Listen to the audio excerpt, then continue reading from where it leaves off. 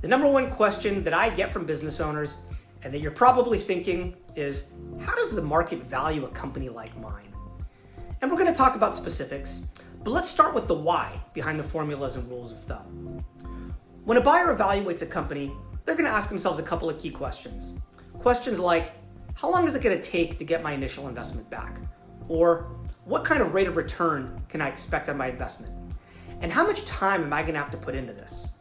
You see, buyers are willing to accept risk, but as the amount of risk increases, they want to be compensated for that risk. Thus, the offers they're willing to make will go down. So what kind of risks are we talking about? Generally speaking, this refers to anything that would negatively impact the amount of money the business is making once they acquire it. It could be the risk that customers are lost. Perhaps there's a key employee that might leave after a transaction who has all the know-how and relationships. Maybe that person's the owner. There's ways to reduce these risks, and at least the perception of them, and we'll talk about that in future episodes.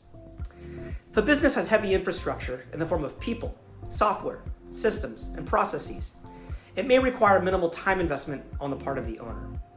But if infrastructure is skinnier, or a business isn't large enough to afford implementing the infrastructure, the owner will need to spend a lot of time, perhaps nights and weekends, maybe foregoing vacations.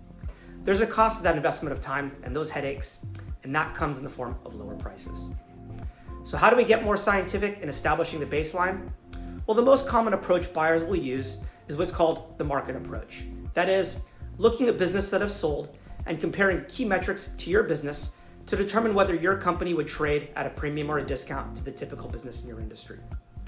The most common metrics you hear about are multiples of revenue, multiples of EBITDA, and multiples of sellers' discretionary earnings. But what exactly are those multiples, and how do you apply them correctly? We'll do a deeper dive into their definitions and which is most appropriate over the next few episodes, so stay tuned.